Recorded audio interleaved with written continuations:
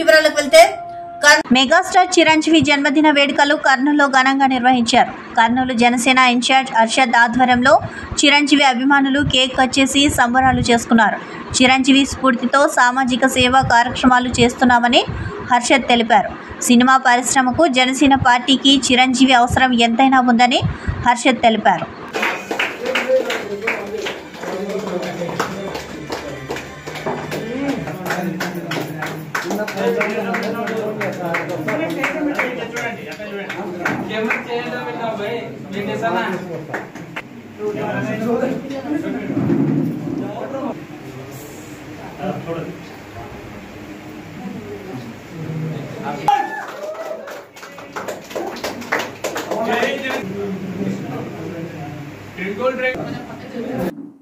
సేవే మార్గం ప్రేమే లక్ష్యం అనేసి ఇప్పటిదాకా మాకు సేవా కార్యక్రమాల్లో అలాగే మనము మన కోసం కాకుండా ఇతరుల కోసం సమాజం కోసం ఉపయోగపడాలి అనేసి మా మెగాస్టార్ బిగ్ బాస్ గారు చెప్పినటువంటి మార్గంలోనే ఇన్ని సంవత్సరాలుగా మెగా అభిమానులంగా మేము నడుస్తున్నాం. అలాగే ఆయన మా జనసేన పార్టీకి అందించినటువంటి తోడు నీడగా మెగాస్టార్ ఉన్నారు. అలాగే మెగా అభిమానులు కూడా జనసేన పార్టీ వెంట ఉన్నారు. ఈరోజు ఆయన పుట్టినరోజు వేడుకల్ని చేసుకోవడం అన్నది చాలా ఆనందనీయం. అలాగే ఆయన ఇటువంటి పుట్టినరోజు వేడుకలు ఎన్నో చేసుకోవాలి. రాష్ట్రంలో కూడా వచ్చేసి ఈరోజు కూటమి ప్రభుత్వం ముందుకు సాగుతుంది. మెగాస్టార్ చిరంజీవి గారు చెప్పారు, ఎప్పుడు ఏ అవసరం వచ్చినా కానీ నాకు అడగండి, నేను ముందు ఉంటాను అని చెప్పారు. అలాగే సినీ పరిశ్రమను కూడా ఎంతో అభివృద్ధి పదంలో ముందుకు తీసుకెళ్లాలనేసి పెద్దన్న పాత్ర పోషిస్తూ ఈరోజు ఆయన ఆయురారోగ్యాలతో అలాగే ఆయన మాకు జనసేన పార్టీకి ప్రజల సంక్షేమానికి ఎప్పుడు కూడా అందుబాటులో ఉండి ఉపయోగపడాలనేసి ఈరోజు కర్నూలు నియోజకవర్గం జనసేన పార్టీ కార్యాలయంలో ఆయన పుట్టినరోజు వేడుకలు చాలా ఘనంగా జరుపుకుంటున్నాం. అలాగే ఇంకా కొన్ని సేవా కార్యక్రమాలు కూడా ఈరోజు మొదలుపెట్టాం. అర్బన్ హోమ్స్కి కూడా వెళ్ళేది ఉంది. ఇటువంటి కార్యక్రమాలు ఈ రోజుతో మొదలుపెట్టి 22తో మొదలుపెట్టి సెప్టెంబర్ 2 వరకు జనసేన పార్టీ మొత్తం పూర్తిగా సన్నద్ధమై ఈ కార్యక్రమాలన్నీ ముందుకు వెళ్తుందనేసి మీకు తెలియజేస్తున్నాం. పాణ్యం నియోజకవర్గం ఓర్వకల్లు మండలం పాలకొలను గ్రామానికి చెందిన ఎస్సీ సామాజిక వర్గం ఎలాంటి కేసులు లేని 5 వైసీపీ కార్యకర్తలపై బైండ్ ఓవర్ కేసు నమోదు చేస్తామని ఓర్వకల్ ఎస్ఐ సునీల్ స్టేషన్కు పిలిపించి బెదిరించడం తగదని ఆ గ్రామానికి చెందిన రమేష్ అన్నారు. బుధవారం కల్లూరు అర్బన్లోని మాజీ ఎమ్మెల్యే కాట్సాని రాంభూపాల్ రెడ్డి స్వగృహం వద్ద ఏర్పాటు చేసిన విలేకరుల సమావేశంలో పాలకులను రమేష్ మాట్లాడుతూ గ్రామంలో ఎలాంటి అవాంఛనీయ సంఘటనలు జరగకుండా పోలీసులు ముందు జాగ్రత్త చర్యలు తీసుకోవడంలో భాగంగా ఇరు పార్టీలలోని గతంలో కేసులు నమోదైనటువంటి వారిని పిలిపించి బైండ్ ఓవర్ చేస్తారు, కానీ ఎలాంటి కేసులు లేని ఒకే పార్టీకి చెందిన మమ్మల్ని 5 పిలిపించి బెదిరించడం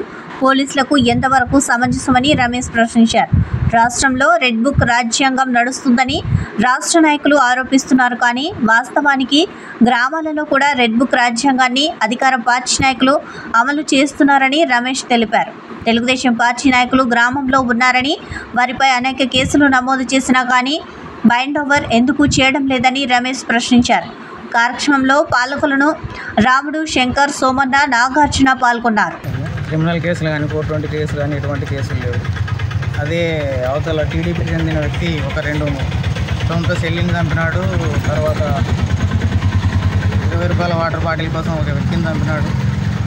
తర్వాత 3 అట్రాసిటీ కేసులు ఉన్నాయి, క్రిమినల్ కేసులు ఉన్నాయి. ఇటువంటి వ్యక్తి చెప్పడం ఎటువంటి కేసులు లేని వ్యక్తులని తీసుకొచ్చేసి బైండ్ ఓవర్ చేస్తానడం, ఇది పార్టీలకు ఒత్తాసు పలకడం, పోలీసు వారు వాళ్ళ విధులు నిర్వహించకుండా పార్టీలకు ఒత్తాసు పలకడం జరుగుతుంది.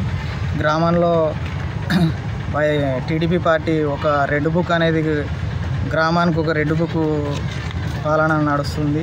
రాజ్యాంగం ఇచ్చిన హక్కులని కాలదమకు రెడ్ బుక్ విధానాన్ని ఫాలో అవుతున్నారు పోలీసులంతా పార్టీకి అనుసరణలో నడుస్తున్నారు.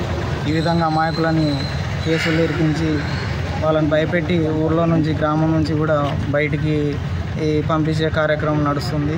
ఈ విధంగా మేము తెలియజేసుకునేది ఏంటంటే, రాజ్యాంగం ఇచ్చిన హక్కుల ప్రకారం మా హక్కులను మేము కాలరాయాలని చూస్తే మేము తీవ్రంగా ఖండించడం కాకుండా పోరాడతాము. అదేవిధంగా మా హక్కులను కాలరాసే వారిని చట్టపరంగా ఎదుర్కోవడానికి, వాళ్ళని ఎదిరించడానికి మేము ఖచ్చితంగా ముందుంటామని తెలియజేసుకుంటున్నాం. ఉన్నత లక్ష్యాలను నిర్దేశించుకుని వాటి సాధనకు కృషి చేయాలని కర్నూలు జిల్లా కలెక్టర్ పి రంజిత్ బాషా విద్యార్థినులకు సూచించారు.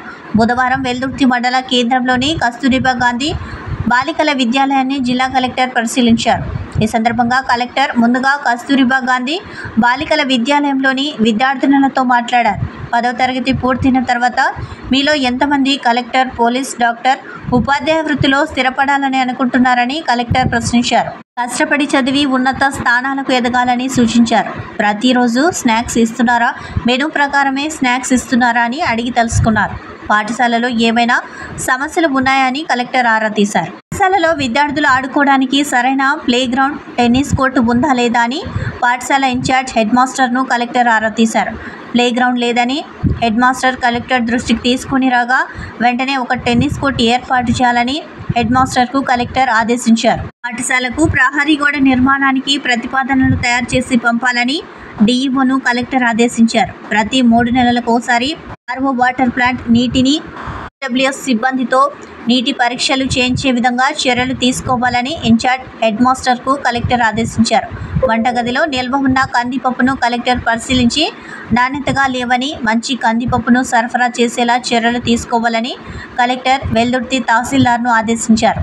అసిస్టెంట్ కలెక్టర్ చెల్లా కళ్యాణి మాట్లాడుతూ తనకు చదువు అంటే చాలా ఇష్టమని, నిర్దిష్టమైన లక్ష్యాన్ని పెట్టుకుని నిరంతరం కృషి చేసి ఈ స్థాయికి చేరుకున్నానని అన్నారు.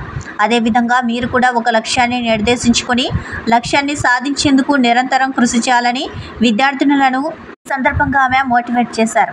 జిల్లా కలెక్టర్ వెంట DO Samuel, Veldurthi tahsildar Chandrasekhar Sharma, MPDO Sivamalleswarappa, incharge head master Manjula, MEO Indira, Ramesh తదితరులు పాల్గొన్నారు.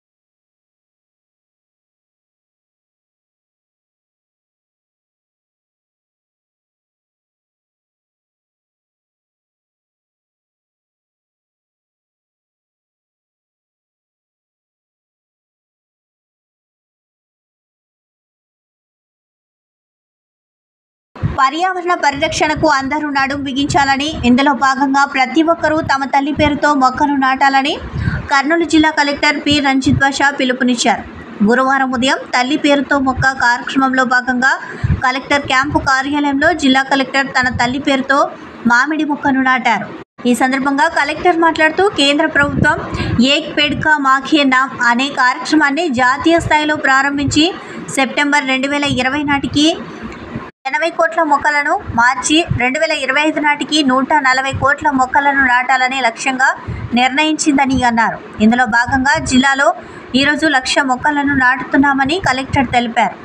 అంబ, మొక్క, భూమాత మూడింటి మధ్య రాసులన్నింటి మనుగడకు మొక్కలు కీలకమని, పర్యావరణం అంతటినీ ఓపికతో భరించేది భూమాత అని కలెక్టర్ తెలిపారు. స్వచ్ఛమైన గాలి కలుషితం కాకుండా స్వచ్ఛంగా ఉండాలంటే ఖచ్చితంగా అధికంగా మొక్కలు నాటి భావితరాలకు ప్రాణవాయువును అందించాలని అన్నారు. ప్రతి గ్రామ పంచాయతీలోనూ, ప్రభుత్వ కార్యాలయాల ఆవరణలోనూ, వీలైన ప్రదేశాలలో ప్రతి ఒక్కరూ వారి తల్లుల పేరు మీద మొక్కలు నాటాలని కలెక్టర్ పిలుపునిచ్చారు. మొక్కలు నాటిన అనంతరం సంబంధిత ఫోటోలను లైవ్ పోర్ట్లో అప్లోడ్ చేసేందుకు కూడా అవకాశం ఉందని కలెక్టర్ పేర్కొన్నారు.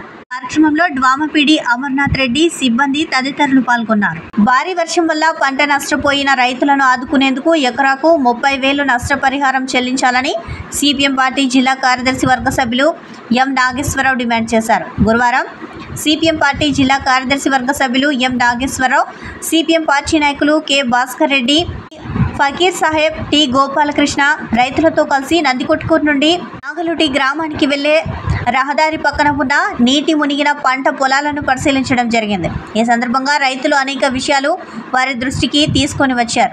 నేషనల్ హైవే రోడ్డు నిర్మాణం వల్ల డ్రైనేజీ కాలువలు ఏర్పాటు చేయకపోవడం మూలంగా ఖరీఫ్ సీజన్లో చేసిన మొక్కజొన్న, కంది, ఉల్లి, కొర్ర, మినుము తదితర పంటలు నీటిలో మునిగిపోయి 1 ఎకరాకు 50,000 రూపాయలు నష్టం జరిగిందని వారు తెలిపారు.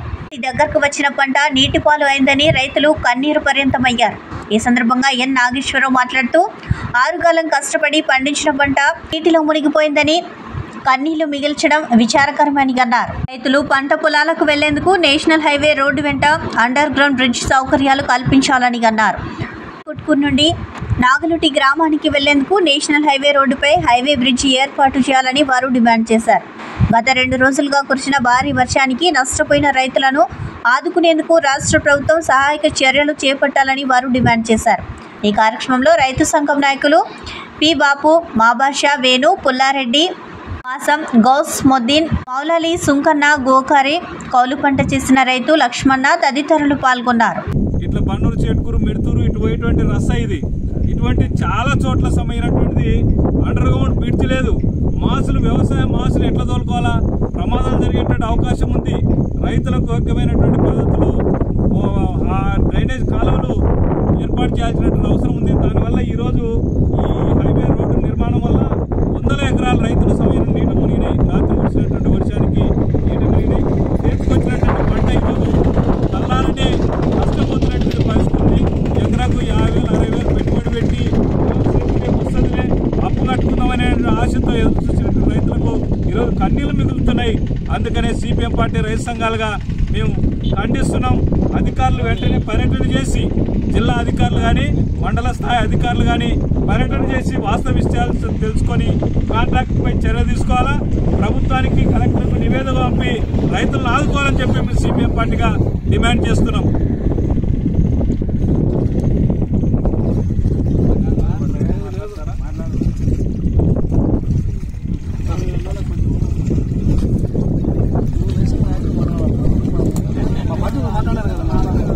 కర్నూలులో వక్ఫ్ భూములను కాపాడేందుకు అన్ని చర్యలు తీసుకుంటామని కర్నూలు జిల్లా మైనార్టీ వెల్ఫేర్ అధికారి సునీల్ ఖన్నా తెలిపారు. కర్నూలులోని రోజా దర్గా స్థలాలను ఆయన రోజా దర్గా పీఠాధిపతి దాదాబాషా సాహెబ్తో కలిసి పరిశీలించారు. రోజా దర్గాకు చెందిన స్థలంలో ఎలాంటి అనుమతులు లేకుండా ఎవరైనా కట్టడాలు చేస్తే చట్టపరమైన చర్యలు తీసుకుంటామని మైనార్టీ వెల్ఫేర్ అధికారి తెలిపారు. సర్వే నెంబర్ 4(1)బిలో ఎలాంటి అనుమతులు లేకుండా నిర్మిస్తున్న భవనాన్ని ఆయన పరిశీలించారు. భవన యజమానితో అనుమతులు లేకుండా ఎలాగా భవనం నిర్మించారని ఆయన ప్రశ్నించారు. సమస్య జిల్లా కలెక్టర్ దృష్టికి తీసుకుని పోయి బిల్డింగ్ కూల్చివేతకు చర్యలు తీసుకుంటామని తెలిపారు. రోజా దర్గాకు చెందిన స్థలంలో అక్రమ కట్టడాలను కూల్చివేయాలని దర్గా పీఠాధిపతి కోరారు.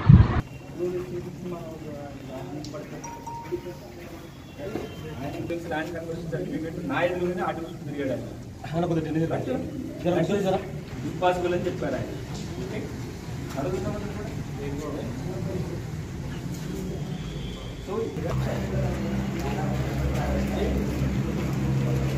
అయ్యో 4(1)B అనే సర్వేలో దాన్ని కూల్చేయమని చెప్పేసి ఇమ్మీడియట్గా చెప్పారు.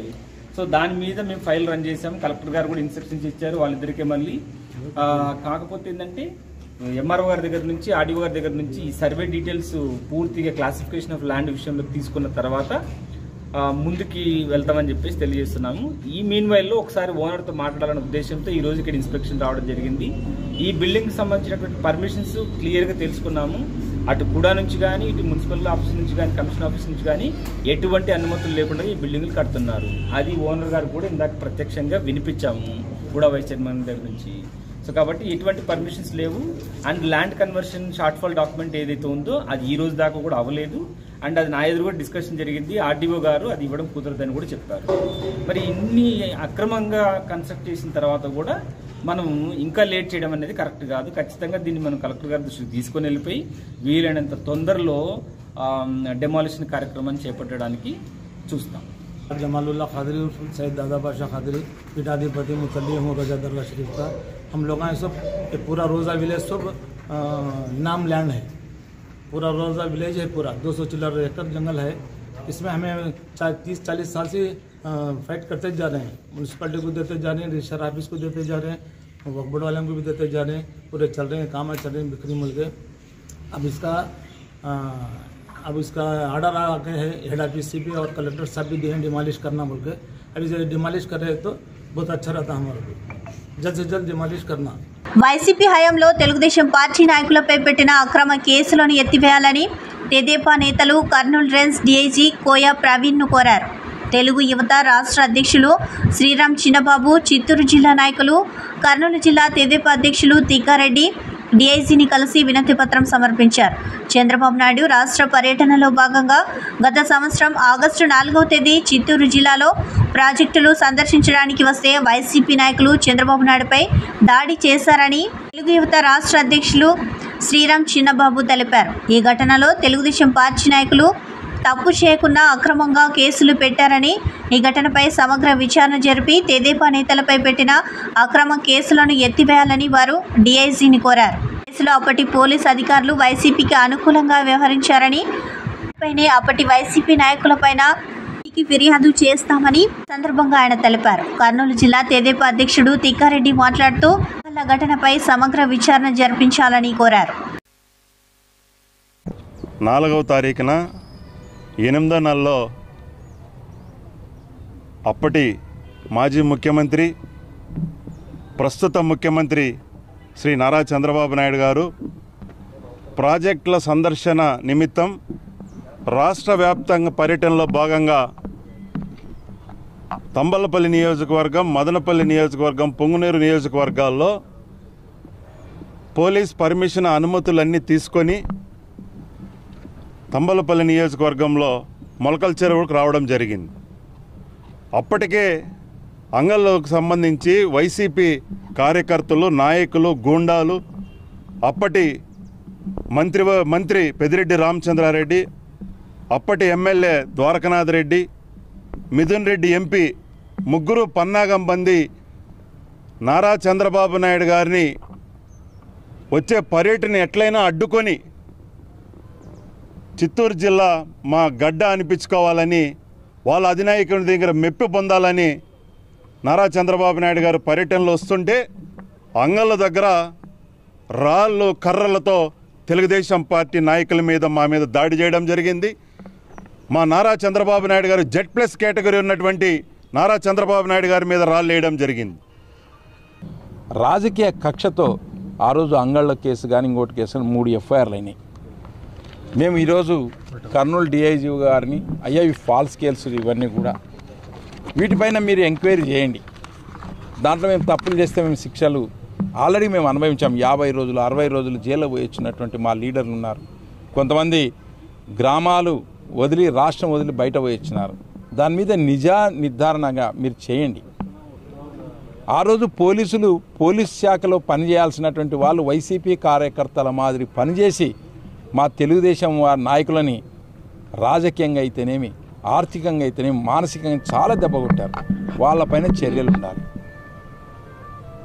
కొంతమంది కంప్లైంట్ ఇచ్చిన రోజు నాకేం దెబ్బలు లేవంటారు, వారం అయిన తర్వాత నాకు దెబ్బలు ఉన్నాయి, నాకు మైండ్ పనిచేయటం లేదు, బుర్ర కట్టిందని చెప్తారు. వాళ్ళకి డాక్టర్లు సర్టిఫికేట్లు కూడా ఇచ్చారు. వ్యవస్థని సర్వనాశనం చేసినటువంటి జగన్ గారికి మేము చెప్పేది ఏమంటే, ఈరోజు చంద్రబాబు నాయుడు గారు ముఖ్యమంత్రి అయ్యారు. ఆయన డెవలప్మెంట్ అని చూస్తూ ఉన్నాడు. సెబీ చీఫ్ మాధురి పురిబచ్ వెంటనే రాజీనామా చేయాలని జిల్లా కాంగ్రెస్ కమిటీ అధ్యక్షులు కె బాపురావు డిమాండ్ చేశారు. అఖిల భారత కాంగ్రెస్ కమిటీ పిలుపు మేరకు ఆంధ్రప్రదేశ్ కాంగ్రెస్ కమిటీ అధ్యక్షురాలు శ్రీమతి వైఎస్ షర్మిలారెడ్డి ఆదేశాల మేరకు దేశవ్యాప్త నిరసన కార్యక్రమంలో భాగంగా గురువారం కర్నూలు జిల్లా కాంగ్రెస్ కమిటీ ఆధ్వర్యంలో జిల్లా కాంగ్రెస్ కార్యాలయం ముందు జరిగిన నిరసన కార్యక్రమంలో డీసీసీ అధ్యక్షులు బాపురావు మాట్లాడుతూ జిల్లా కాంగ్రెస్ కార్యాలయం ముందు సెబీ చీఫ్ మాధురి పురి బచ్కు ఆదాని గ్రూప్ సంస్థల వ్యవహారంపై సంయుక్త పార్లమెంటరీ సంఘం జేపీసీ వేయాలనే దేశంలో జరుగుతున్న అతిపెద్ద స్టాక్ మార్కెట్ కుంభకోణంపై వినూత్నంగా చర్చ జరగాలని, ఆదాని సెబీ సంబంధాలపై హిండెన్బర్గ్ నివేదికలో వెల్లడించిన అంశాలపై విచారణ జరపాలని, ఫైనాన్షియల్ మార్కెట్లను నియంత్రించాల్సిన పర్సన్ను తొలగించాలని, విశ్వసనీయత కోల్పోయిన వ్యక్తి ఆ పదవిలో ఉండడానికి వీల్లేదని, జేపీసీ ద్వారా ఈ మెగా కుంభకోణంపై దర్యాప్తు జరిపించాలని బాపురావు డిమాండ్ చేశారు. గత కాంగ్రెస్ యూపీఏ ప్రభుత్వంలో 2G స్కామ్కు సంబంధించి అప్పటి ప్రతిపక్ష బీజేపీ